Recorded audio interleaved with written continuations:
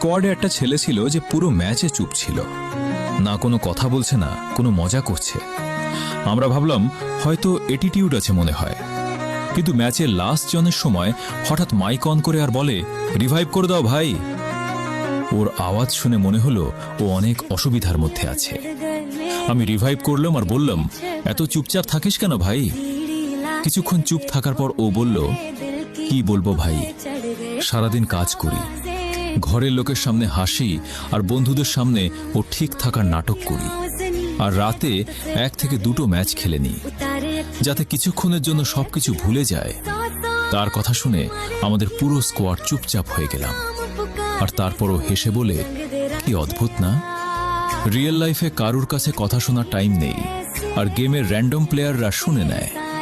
Match শেষ হলো আর আমরা জিতেও গেলাম, কিন্তু ওই দিন বুঝতে পারলাম সবাই গেম জিততে আসে না, ওরা কিছুক্ষণের জন্য নিজের সব দুঃখ ভোলাতে আসে। তোমার স্কোয়াডে কি এমন বন্ধু আছে যে বাইরে থেকে হাসে আর ভিতরে সব দুঃখ লুকিয়ে রাখে? কমেন্টে বলতে ভুলবে না।